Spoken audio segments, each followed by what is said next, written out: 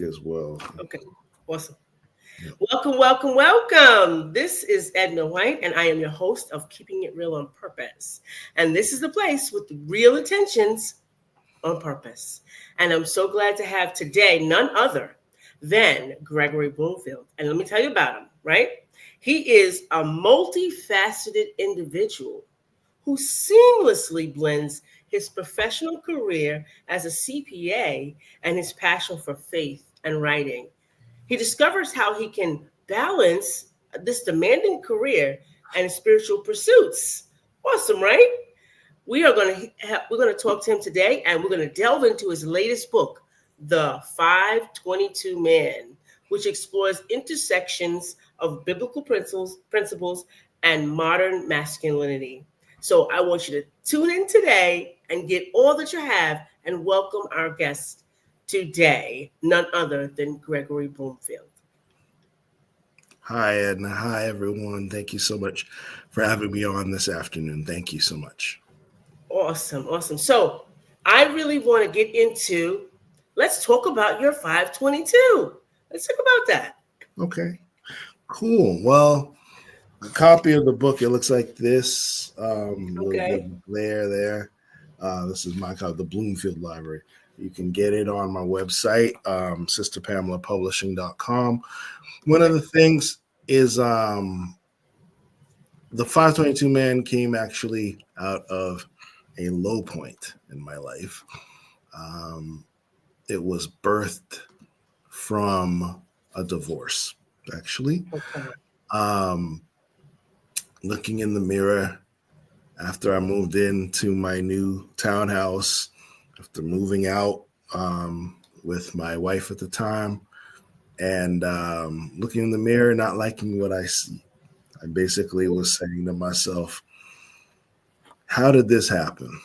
How did this happen again? What's wrong with me? What am I just picking the wrong women, or am I just messing up? Is my picker wrong or whatever? And I realized, and I realized that my picker is wrong. So no, am I the picker or the picky? So I basically said, and it's like I felt God speaking to me, just talking about the fruits of the Spirit.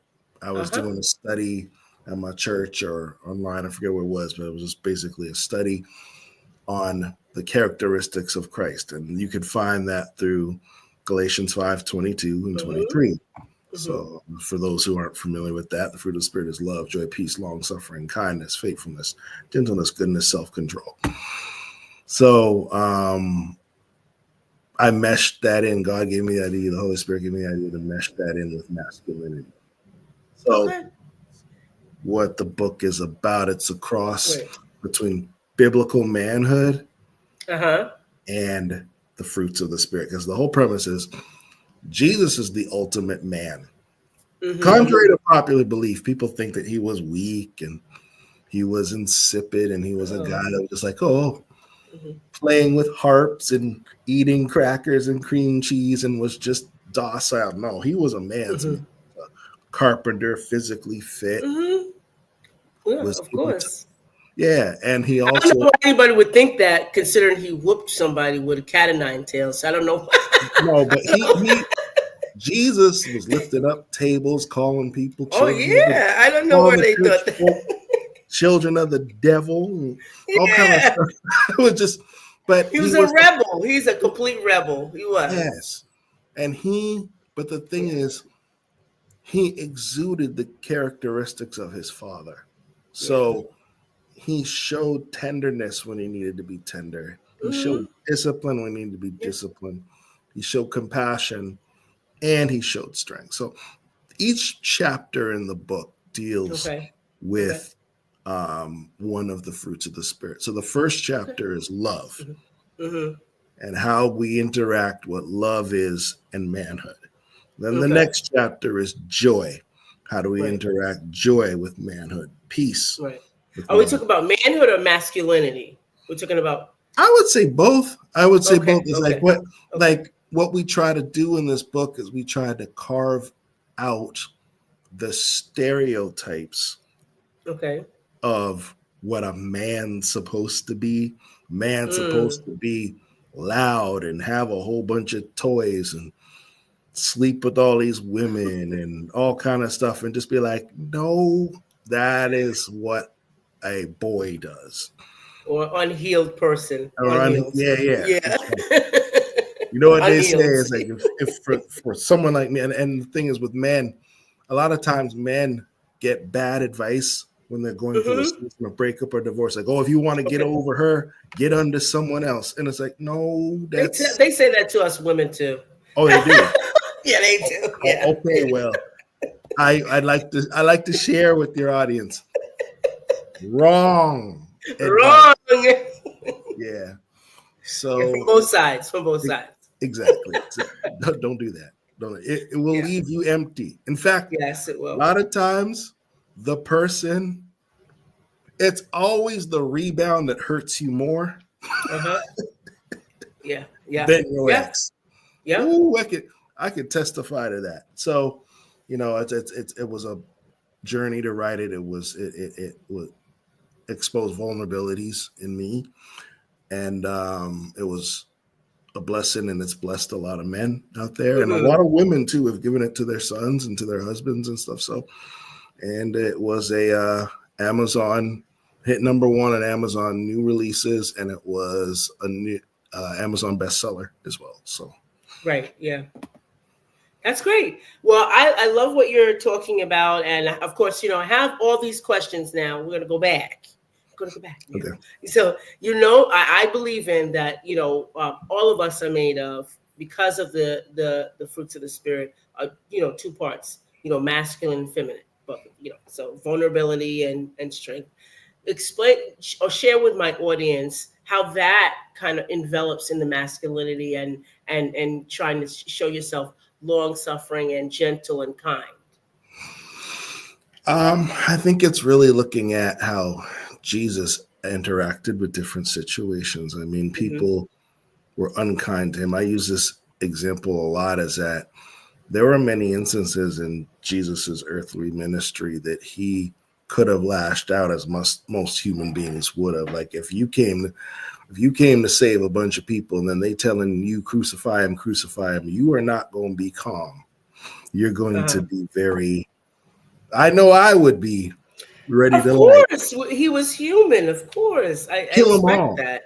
But I'm just being honest. But yeah, that's right. That's right.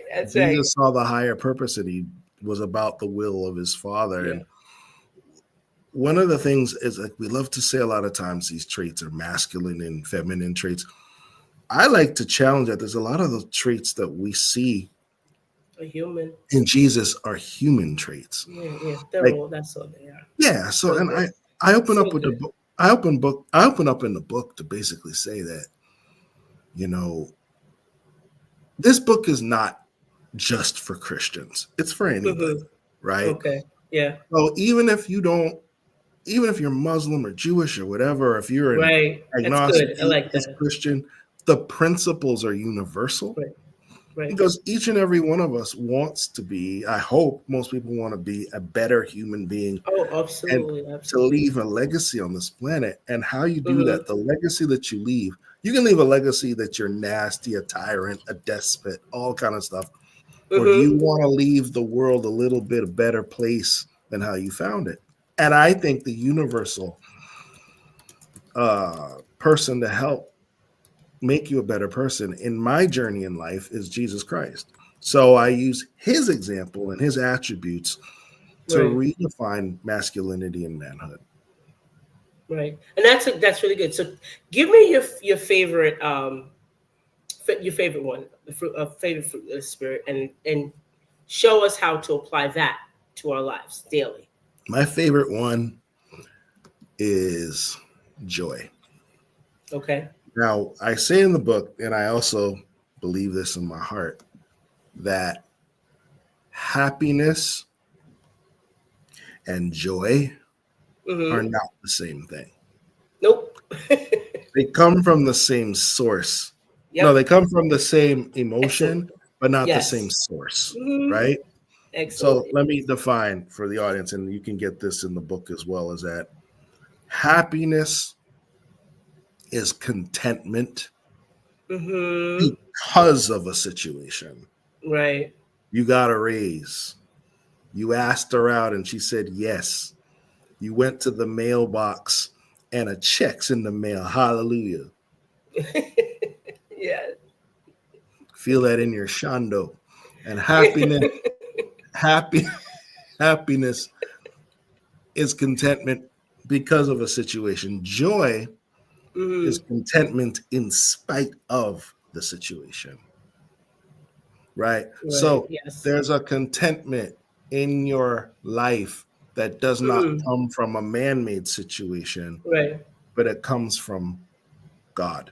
So it's the hope of knowing that even though things look bad right now, Mm-hmm. I know that there will be better in the future. And Right. even as I'm going through it, the word says he'll never leave me nor forsake me. He also said that in Romans 8:20, all things work together for good for those who love us and are called according to his purpose. So Mm-hmm. you know that this is not forever. Right. Happiness is fleeting. Right. People, I'm sure, Edna, you can relate to this. You got some people in your life that love you today. That's everybody. I got Love, some people in my life I can love them today. yeah, Okay. but give it a week. Sometimes they give. Yes. Yeah, Mm-hmm. check it. Yeah. Everybody's all nice during Christmas. Everybody, Yep. oh, good tidings After to New you, young Year's. man. Merry Yeah. Christmas. Happy holidays. Go check them January 5th. See how Yeah. happy they are now when they get Yeah. when the credit cards come in. You know what I'm Yeah. talking about. when, Yeah. when it really starts snowing.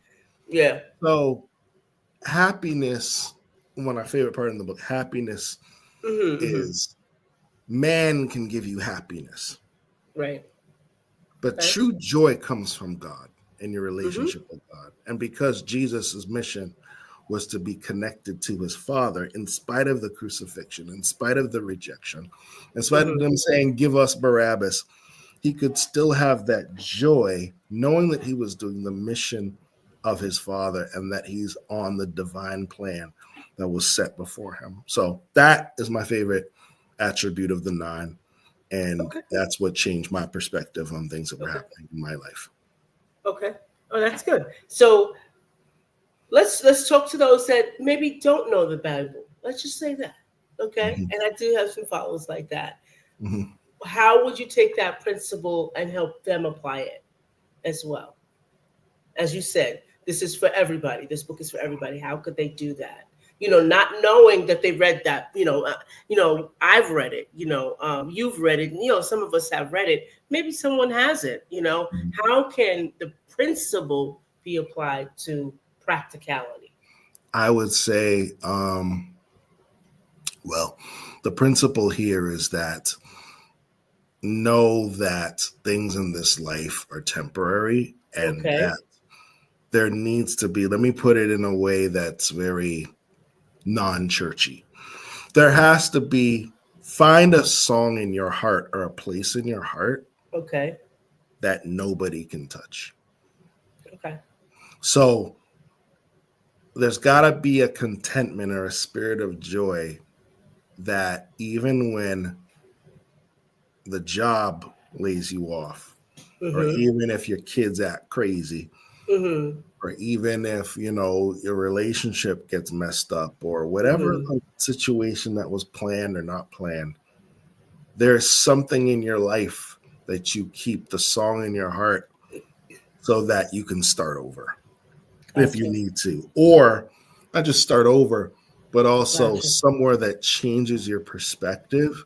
So Right. that way, this thing does not consume me. I don't get depressed. I can be sad. Now, let me be clear. It's okay to be sad. It's okay to Right. cry. It's Absolutely. okay to show emotions. I'm not Absolutely. telling you to be whimsical. Oh, my uncle died. So the Lord giveth, the Lord take. No,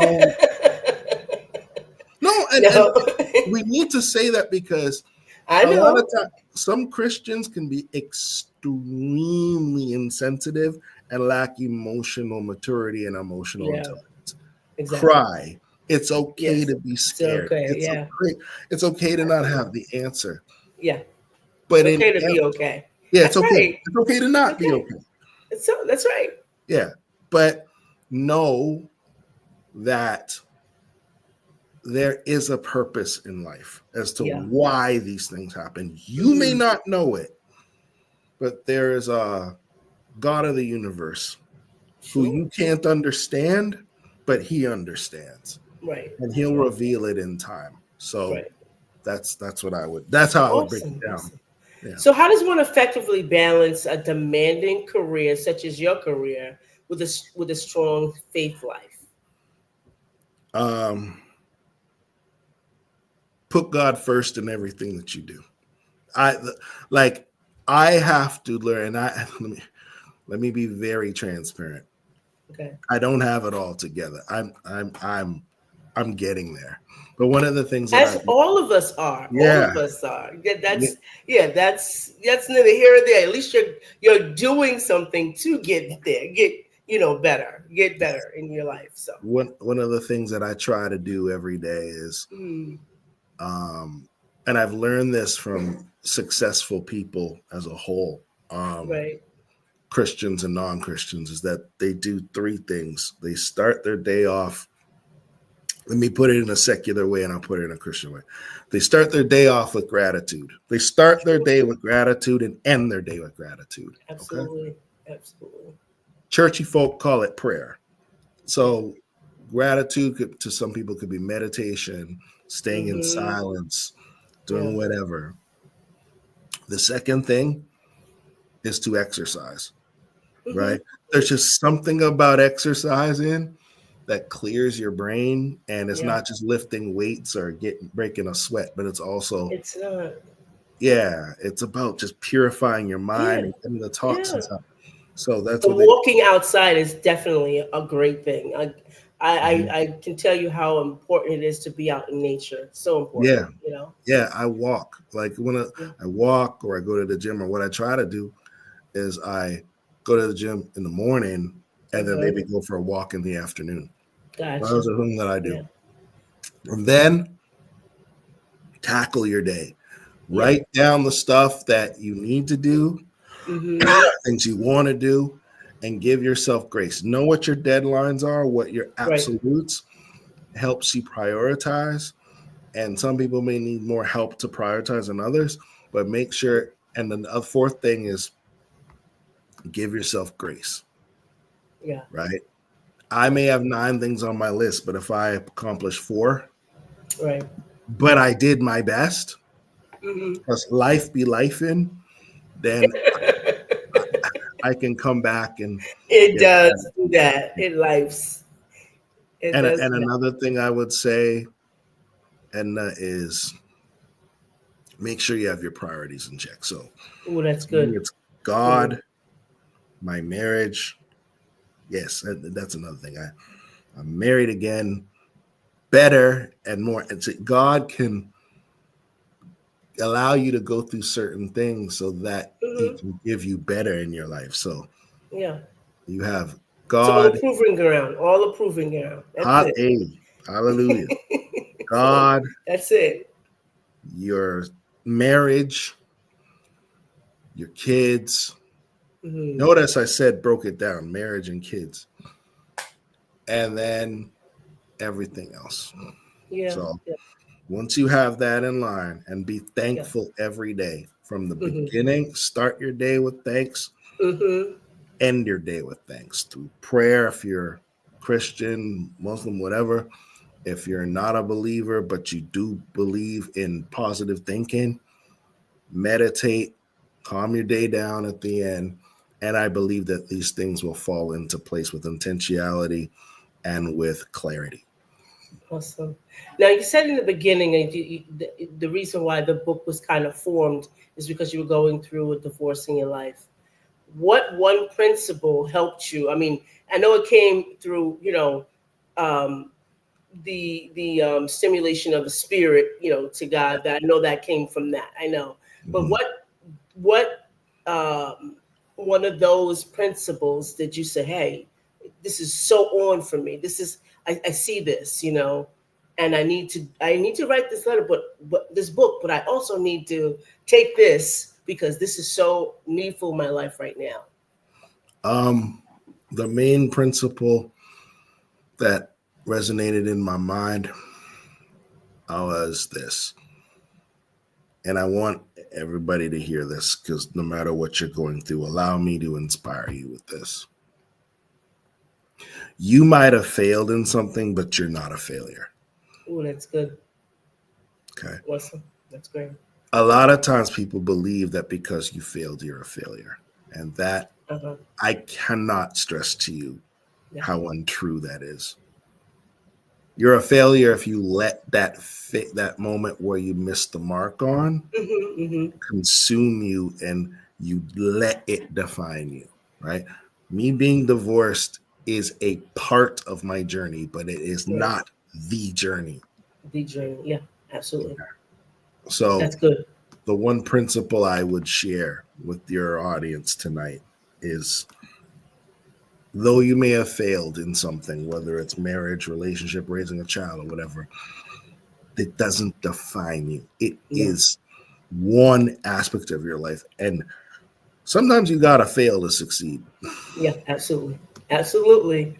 Well, audience, if you jumped on just now, and I know that we're on live right now on a few channels, but if you just jumped on, we're talking with Gregory Bloomfield, who's a multifaceted individual who seamlessly blends his professional career as a CPA with his passion for faith and writing. He's the author of 4 books, including the acclaimed solo work, The 522 Man, which we're exploring right now about the biblical principles and modern masculinity. So we're getting so much information from him. And he also has a motivational moments podcast, which I was going to bring up at the end anyway. And he has inspiring messages with practical advice. Tell us about Motivation Moments. Motivation Moments was a part of my healing journey. And it started literally from this phone in my kitchen table. And I just went on IG Live and just started talking. And that happened in March of 2022, I believe. And now we have 114 episodes. The theme of Motivation Moments is be encouraged, be inspired, and be motivated. So we're, again, talking to guests and my own teachings on different topics. And people bring their practical examples into the audience, sharing their journeys, what they've accomplished, and their failures. And we've had a lot of fun, a lot of great episodes. We're concluding our 7th season, and we have episodes like up in season 8, season 9, where it's doing really well. And it's on Sunday nights at 8:00 and Thursday nights at 8:00. So that means tonight. So tonight at 8:00, it's for half an hour. On Sundays, it's for an hour, full-length interview. And we have conversations with our guests, and it's just been really a blessing. Awesome. Gregory, so we're at the part where it's called the Big Ask. I'm gonna give you a quote, and you're gonna tell me what the quote means to you. You ready? Ready. All right. Hesitation stems from not being specific about what upsets you and why. Man, you went deep on me. Hesitation. Repeat it one more time for me. Hesitation. Hesitation stems from not being specific about what upsets you and why. What I get from that is it's really important that individuals know yourself. Awesome. We're all on a journey to know ourselves and know your purpose. I did not really get to know who I was until my late 40s. In my going through my divorce, I realized what I like, what I don't like, and try different things. Right. once you know who you are and whose you are, I don't think there's hesitation anymore to say, like, I don't like this. I like this. Right. Start, stop, continue. Like, you can start doing this, stop doing this, but continue Yeah. that. So I think that's what I get from the quote, is that Absolutely. the importance of knowing who you are and standing on your principles. If it don't feel right, don't do it. If it does, do it, as long as you're not hurting anybody else. Well, that's great. Well, audience, if you are on, if you have a question, remember to drop it into the comments on the side. I welcome all any questions. And we are still with Gregory Bloomfield. Now we're going to just ask him what he's up to. He's already told us about the podcast. So no more about the podcast. No more. Right. Tell us what you're up to and how the audience, my audience, can get in contact with you. Sure. Well, what I'm doing right now is basically planning out 2025 in terms of books. My wife has a book coming out. We actually are going to launch out and really use our publication imprint called Sister Pamela Publishing to publish a lot of our own stuff now. So she's got a solo work that's coming out.